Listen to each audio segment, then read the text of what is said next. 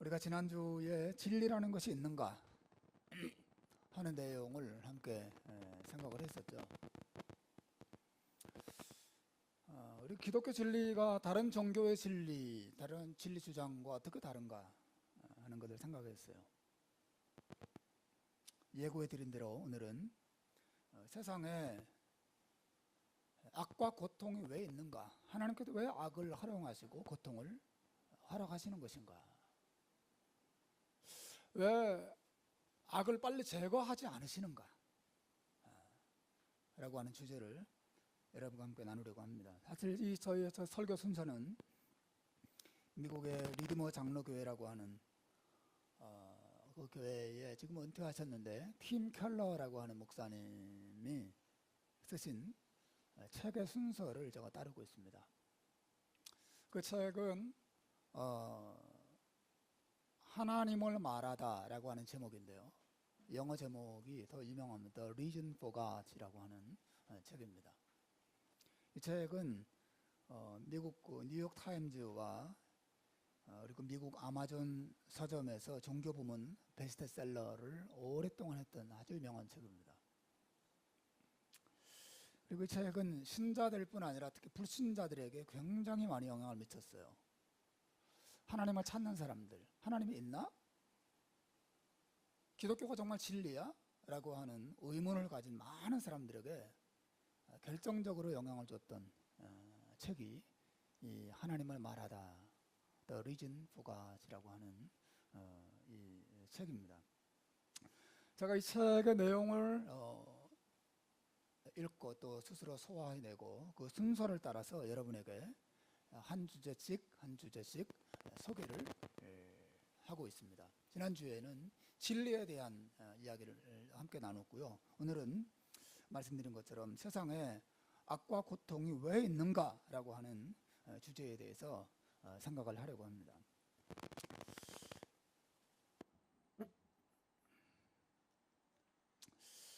사람들이 흔히 던지는 질문은 진리와 관련된 것만이 아니라 이런 거죠. 하나님께서 계시다면 어째서 악과 고통을 그대로 버려두시는가? 라고 하는 질문이에요. 하나님이 계시다면 어째서 죄 없는 아기가 장애를 가지고 태어나게 하시는가? 라고 하는 주제죠. 우리 개인적으로 적용하자면 하나님이 계시다면 어째서 내가 고통을 당해서 괴로울 때 나를 왜 그냥 버려두시는가? 나를 아프게 하시고 힘들게 하시는가? 왜 도와주지 않으시는가? 왜 그 고통에서 나를 빨리 건져주지 않으시고 괴로움 속에 나를 버려두시는가 하는 주제죠. 이런 질문 여러분도 하신 적이 있죠.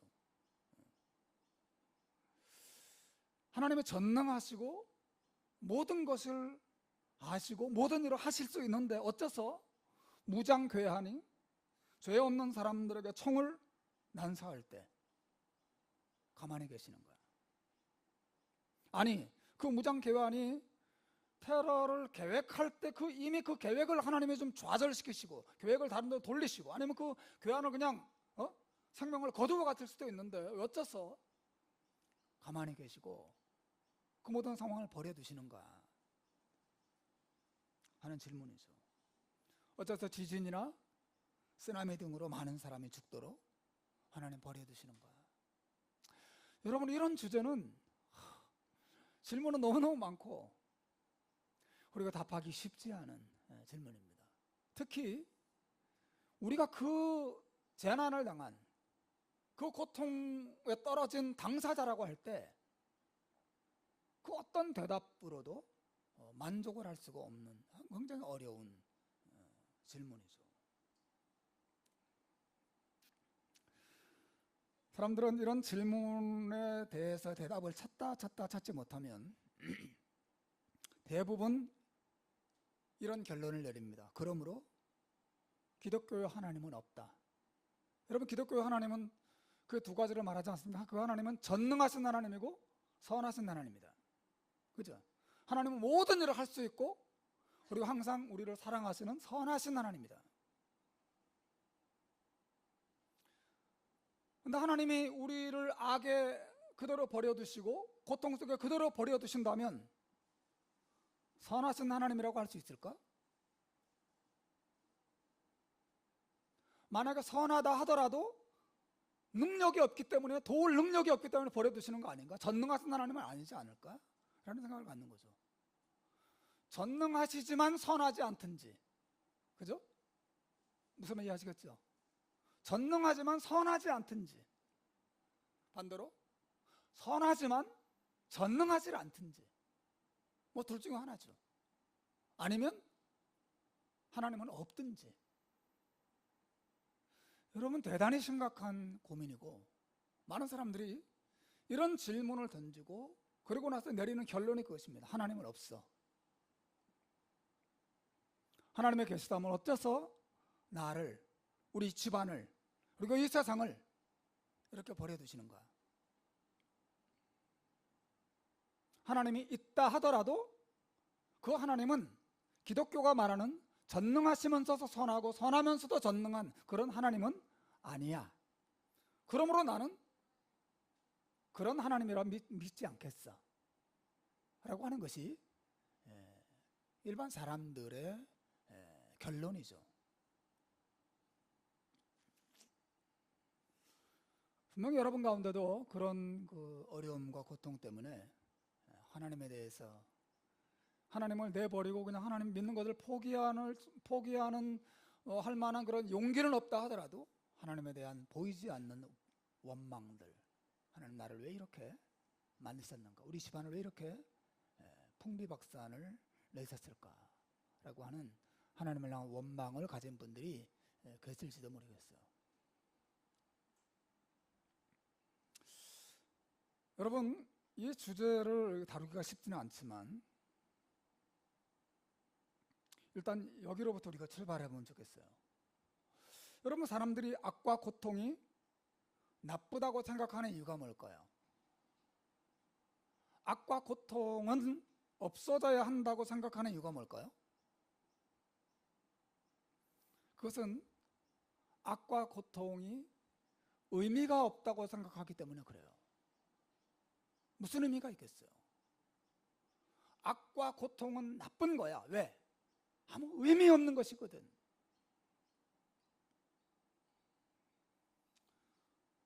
새벽까지 일하고 3살 난 딸에게 줄 빵을 사가지고 집으로 돌아가던 아빠가 음주운전 자동차에 치여서 사망하는 비극적인 일이 있었죠.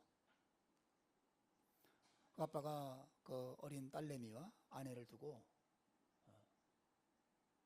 도로에서 비참하게 죽었습니다. 여러분, 홀로 남은 그 아기 엄마에게 하나님을 믿으라고 말한다면 어떻게 반응할까요?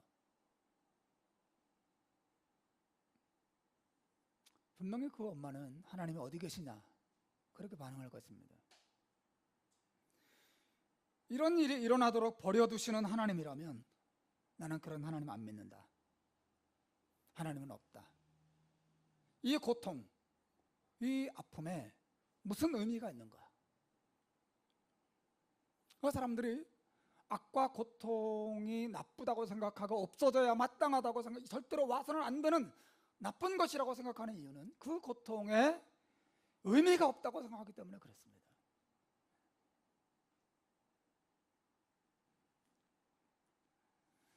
하지만 여러분, 그런 주장에는 미안한 말이지만 그 사람들의 교만이 사실은 깃들어 있는 거예요.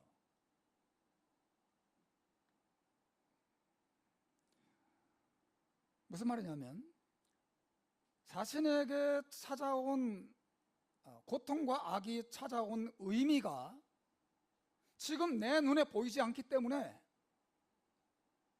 의미가 없다고 생각하는 것이에요. 이 고난과 이 고통의, 이 악한 일의 의미가 내 눈에 보이지 않고 내 머리로 이해되지 않기 때문에 이것은 분명히 의미가 없는 일이라고 단언하는 것이거든요. 부정적으로 말하면 이런 거죠. 이 고통과 이 슬픔과 이 재난이 의미가 있으려면 분명히 내 머리로 이해가 되어야 의미가 있는 거야. 내 머리로 이해가 안 되면 의미가 없는 거라고 단언하는 것이에요. 무슨 말인지 이해하시겠어요? 그러니까 대단한 자기중심성을 드러내는 것입니다. 내 머리로 이해가 안 되는, 내 눈으로 그 의미가 보이지 않는데 무슨 의미가 있겠어? 그러나 내 눈에는 보이지 않고 내 머리로는 이해가 되지 않지만 어떤 의미가 있을 수 있다라고 하는 가정을 하지 않는 거예요. 무슨 의미가 있어? 나는 지금 힘든데. 무슨 의미가 있어? 나는 지금 외로운데. 무슨 의미가 있어? 나는 지금 병들어서 죽어가는데. 무슨 의미가 있어 여기? 내 눈에 보이지 않고 내 손에 잡히지 않고 내 머리로 깨달아지지 않는데 무슨 의미가 있다는 거냐는 거예요. 그 의미는 그러므로 누가 결정하는 거예요? 자기가 결정하는 거예요. 내 눈에 안 보이면 없는 거예요. 내 머리로 이해가 안 되면 없는 거예요. 그 의미는. 그 이 고난과 고통의 의미를 결정하는 것은 전적으로 자기예요. 전적으로 자기입니다.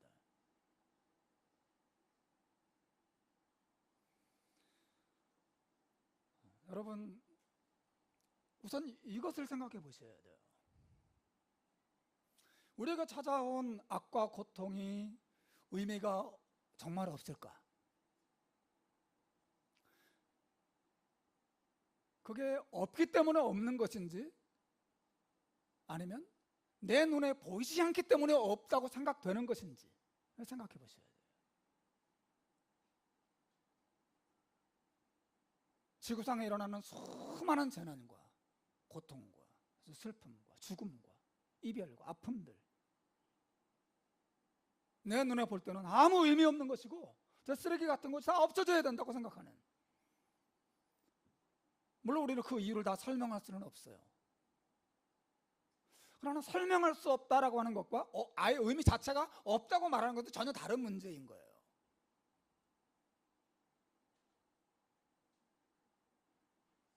여러분, 성경은 무엇을 말합니까? 성경도 우리의 삶에 우리가 이해할 수 없는 악과 고통이 찾아온다는 사실을 인정해요. 그게 바로 오늘 우리가 읽은 성경의 이야기, 특히 요셉의 이야기가 그 사실을 대표적으로 보여주는 것이죠. 여러분, 그리스도인이라면, 성경을 좀 읽은 분들이라면 요셉의 이야기는 너무 유명해서 또 영화로도 만화 영화로 나와서 많은 사람들이 알고 있어요. 요셉에게는 다른 어머니에게서 태어난 10명의 형들이 있었습니다. 그리고 그 형들은 아버지가 요셉을 사랑한다는 이유로 요셉을 미워했어요. 그 미움이 얼마나 컸든지 그 동생을 죽이려고 했습니다. 배달한 형들이죠. 그러다가 형들의 마음이 바뀌어서 요셉을 죽이는 대신에 이집트 상인에게 노예로 팔죠.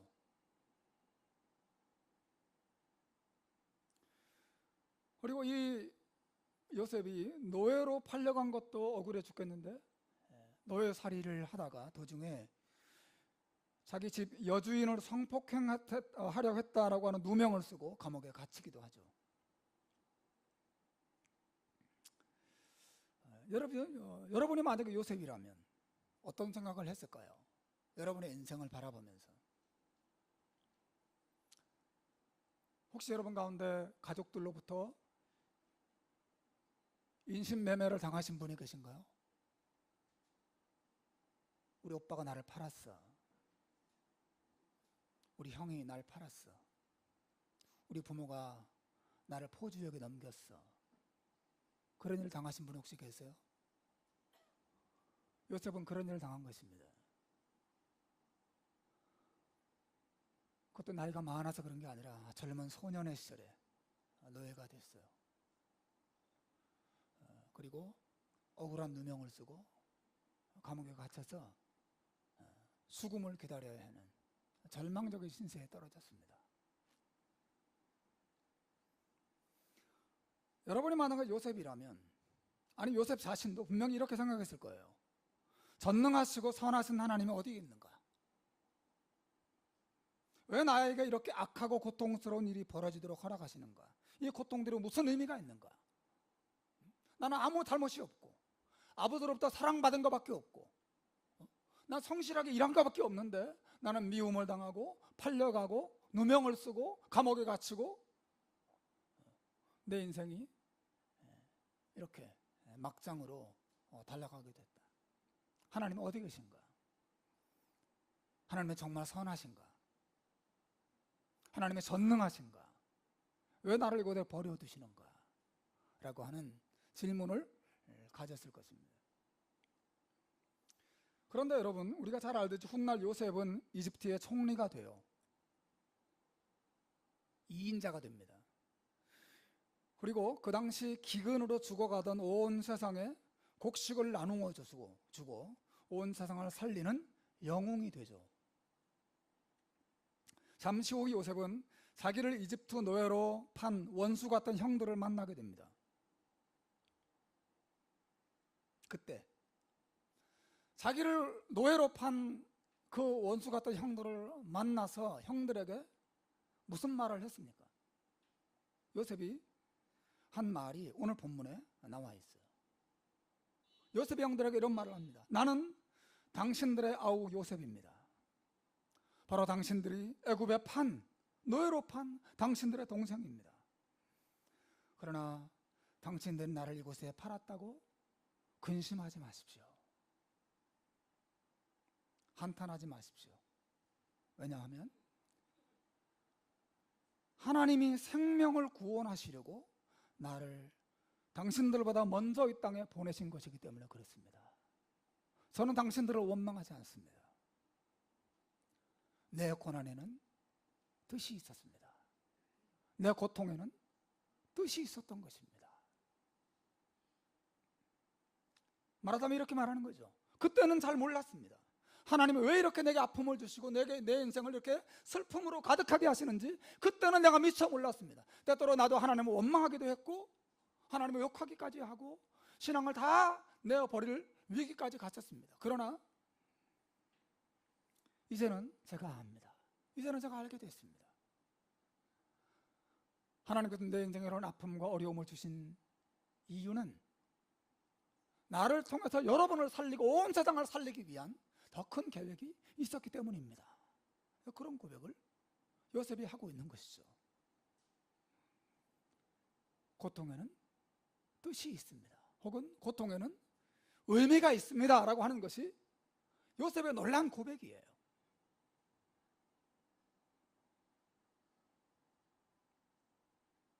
여러분, 내 삶의 악과 고통이 찾아온 것은 하나님이 없다는 증거가 아니에요.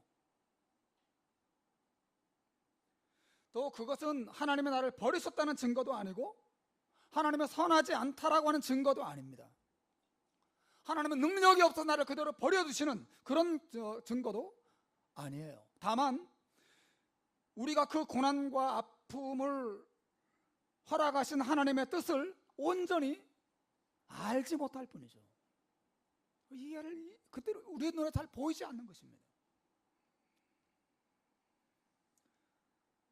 도리어 성경은 하나님께서 우리에게 악과 고통을 허락하신 데에는 우리가 다 알지 못하는 지금은 우리의 눈에 보이지 않는 어떤 뜻이 깃들어 있다고 이야기해요. 그러므로 여러분 고통과 고난이 의미가 없다고 말하는 것은 내 눈에 보이지 않기 때문에 의미 없다고 말하는 것은 아주 교만한 것이에요. 내가 하나님이죠. 내 눈에 다 보여야 돼. 내 눈에 다, 내 머리에 다 이해가 돼야 돼. 내가 다 수긍할 수 있어야 돼. 그래야 의미가 있는 거라고 말하는 것과 똑같은 것입니다. 여러분, 이것은 얼마나 교만한 태도예요.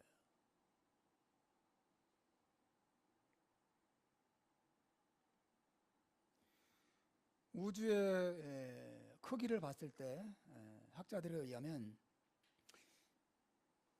이 우주에는 지구 문명 이외에 약 100만 개의 문명이 있어야 한다는 것이 수학 방정식의 결과로 계산한 내용이에요. 이 우주에는 지구 외에도 100만 개의 문명이 존재해야 된다는 거예요. 이론상. 그런데 현실은 전혀 그렇지 못하죠. 지금 우리 이 지구의 생명체들이 외계 문명과 접촉한 사실은 공식적으로 없습니다. 혹시 외계인과 접촉하신 분이 계세요? 가끔 그런 사이코들이 있는데 여러분 가운데 없는 것 같습니다.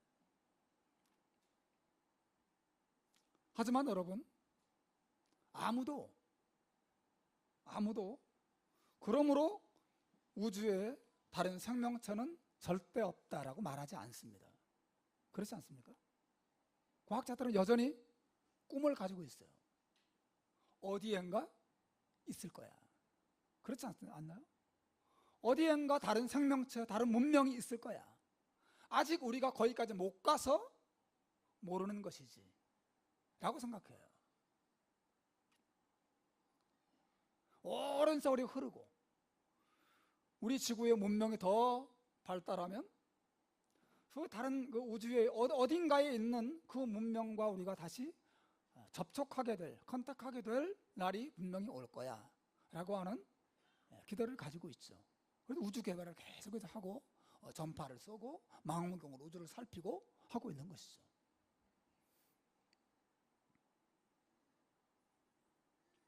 그런데 여러분, 사람들은 하나님에 대해서는 정반대 태도를 가져요.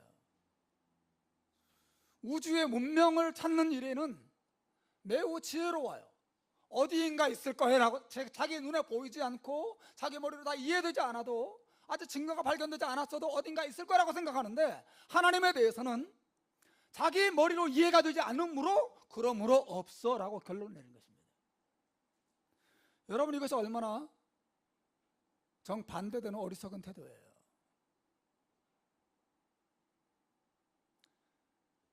여러분, 하나님은 우주보다 더 크신 분입니다. 여러분 믿습니까?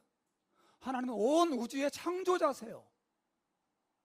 여러분의 눈으로 하나님의 뜻과 하나님의 목적과 하나님이 고통과 악을 허락하신 이유를 여러분이 이해하지 못한다고 해서 그 의미는 없다라고 단언한다는 것도 얼마나 교만한 것이고 얼마나 어리석은 것입니다.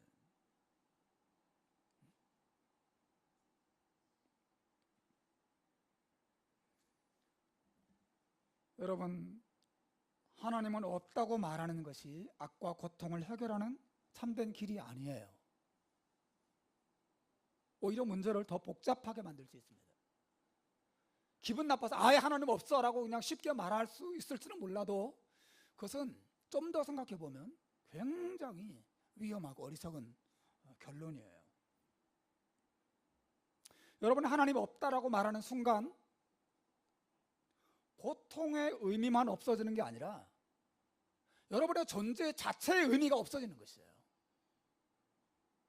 하나님이 없다라고 말하는 순간 내 인생이 여기 왜 와 있는지가 의미가 없어지는 거죠. 여러분, 그냥 우연히 거기 있는 것입니다. 여러분, 그렇지 않습니까? 여러분, 하나님 없다라고 말하는 순간 여러분의 가정도 의미가 없습니다. 부부의 만남 그냥 우연히 일어나는 것이 아무 의미 없는 거예요. 그냥 살다가 자식 생기고 자식이 무슨 의미가 있어요? 그냥 우연히 생겨난 거예요.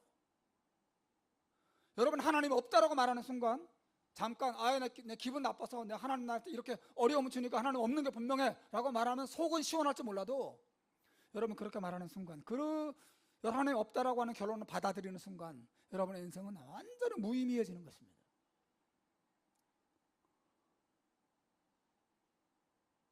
맑은 아침을 맞이하는 감사? 있을 수 없어요. 맑은 아침에 무슨 의미가 있어요? 어디에다 감사하는 거예요?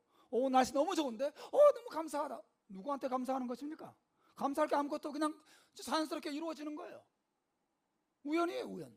아무 감사도 없고 기쁨도 없고 의미 자체가 없어지는 것입니다.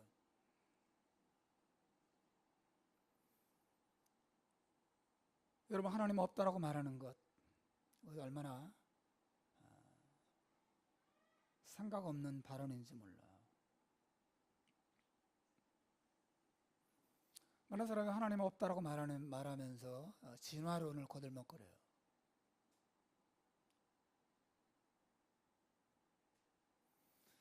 여러분, 진화론에 의하면 소위 자연 도태 이론에 근거해서 약한 존재들이 강한 자들에 의해서 고통을 당하고 죽는 것은 자연스러운 거예요. 그렇지 않나요? 제가 어제 영상 하나 봤어요. 연어 떼가 태평양으로 나갔다가 다시 한국 그 남대천으로, 강원도 남대천 혹은 뭐 울산 태화강인가 뭐 그쪽으로 거슬러 올라오는 정말 그 물고기들의 돌아오는 장관의 모습을 봤어요. 그리고 연어 떼만 돌아오는 게 아니라 은어라고 하는 조그만 그 물고기들도 그냥 강을 거슬러서 고향으로 돌아옵니다. 근데 조그만 물고기들이 그 강을 거슬러서 다 막 튀어 올라가는데 그 강가에 새들이 딱 나와 있어요. 그리고 물 위로 튀어오르는 물고기들을 딱 기다리고 있다가 딱 집어서 맛있게 먹습니다. 포식자가 기다리고 있어서 자기 먹이가 튀어오르니까 그냥 잡아먹습니다. 여러분, 그걸 누가 나쁘다고 하겠어요? 그거 자연스러운 거 아닌가요? 강자가 약자를 잡아먹고 약자가 희생되고 그래서 강자만 살아남는 것이 소위 신화론의 일반적인 이론 아니에요? 그렇다면 인간도 그렇게 신화에 의해서 태어났고 그냥 살아간다면 강자가 약자를 죽이고 뺏고 하는 것이 너무나 자연스러운 거라고 말할 수 있지 않나요? 너무 자연 법칙이에요. 자연 법칙. 누가 거기에 이의를 제기하겠어요? 여러분, 하나님이 없다라고 말하는 순간 여러분은 자연 법칙을 그대로 받아들이는 것입니다. 여러분보다 힘세고 돈 많고 강한 사람이 여러분의 돈을 뺏고 몸을 뺏고 여러분의 집안을 그냥 짓밟고 그래도 여러분은 아무 항의할 데가 없는 것입니다. 자연스럽게 자연 법칙에 의해서 이 세상에 돌아가는 거니까. 똑똑한 사람만 살아남는 거예요. 힘 있는 사람만 살아남는 것이 되는 것입니다. 여러분, 내 삶에 어려움과 아픔이 찾아온다고 해서 하나님은 없어 라고 말한다는 것이 그 고통과 고난의 문제를 해결하는 길이 아니라 더 여러분을 절망 가운데로 떨어지게 만드는 어리석은 해결책인 것이에요. 기독교는 하나님께서 왜 이 악과 고통을 단번에 제거해 버리지는 않으시는지, 왜 그대로 버려두시는지 속 시원한 대답을 주지는 않아요. 하지만 이 악과 고통을 이길 수 있는 힘을 기독교가 제공합니다. 놀라운 것이죠. 그 힘이 어디로부터 옵니까? 바로 인간을 위해서 스스로 고통 속으로 걸어 들어오신 예수 그리스도의 이야기가 바로 그 방법이에요. 여러분, 예수님이 당하신 고통을 생각해 보십시오. 예수님이 당하신 고통은 예수님 자신의 죄로 인한 고통이 아니에요. 구약시대 예언자 이사야가 장차 태어날 예수님이 어떤 고통을 당할지를 예언하고 있습니다. 이게 바로 이사야 53장에 오늘 본문에 나오는 내용이죠. 다음 블록을 23장 5절 6절을 보십시오. 그가 찔림은 우리의 허물을 인하며 그가 상함은 우리의 죄악을 인함이라. 그가 징계를 받음으로 우리가 평화를 누리고 그가 채찍에 맞음으로 우리가 나음을 입었도다. 우리는 다 양 같아서 그릇 행하여 각기 제 길로 갔거늘 여호와께서는 우리 무리의 죄악을 그에게 담당시키셨다. 예수님의 십자가에서 고통당하신 것은 예수님 자신의 죄가 아니라 우리의 죄와 우리의 허물과 우리의 불순종과 우리의 완고함 때문에 하나님이 자기 아들을, 우리의 죄를 그에게 씌우고 우리의 죄에 대한 형벌을 예수님에게 부으신 것이죠. 예수님은 어떤 면에서 부당한 고통을 당하신 거예요. 부당한 고통을.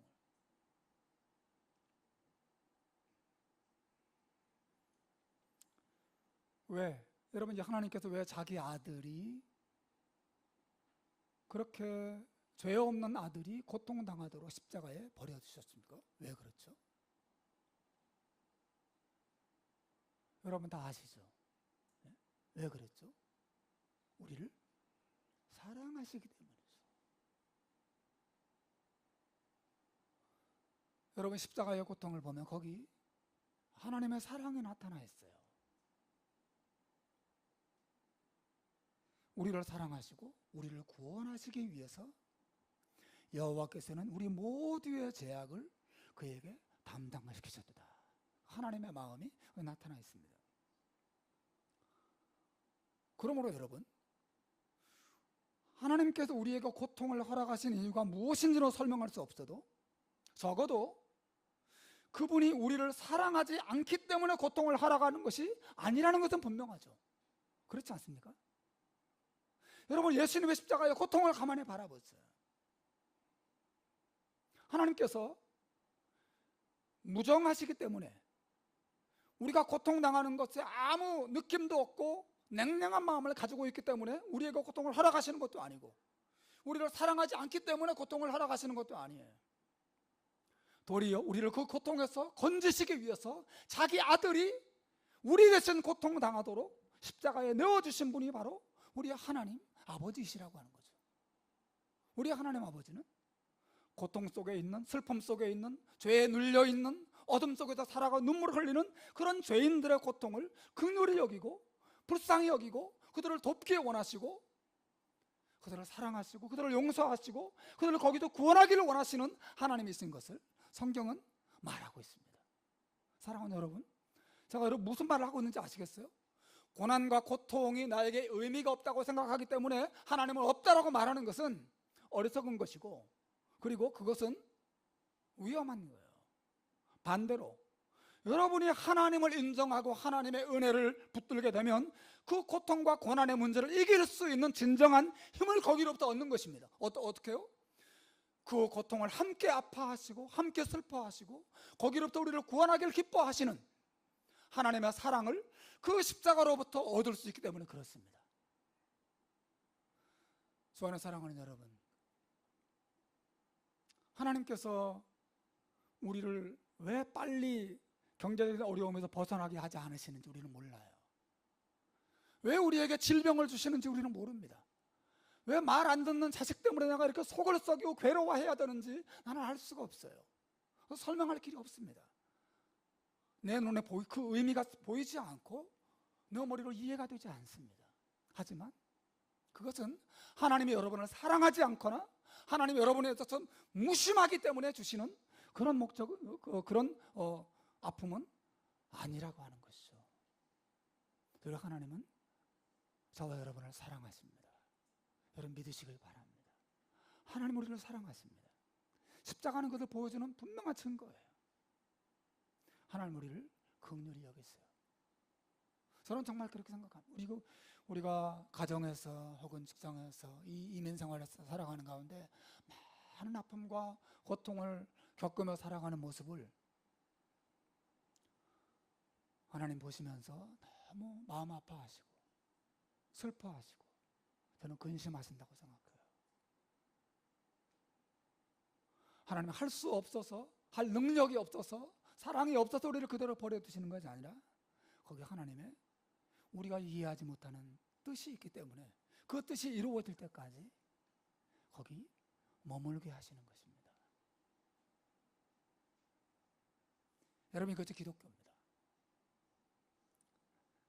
기독교는 십자가에 나타난 나를 향한 하나님의 무한한 사랑 안에서 내게 주어진 수많은 고통과 괴로움을 이길 수 있는 힘을 거기로부터 얻는 종교예요.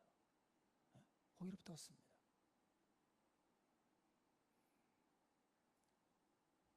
여러분, 성경은 예수님께서 우리를 위해서 십자가에 죽으셨다고만 말하지 않고 예수님은 부활하셨다고 말해요.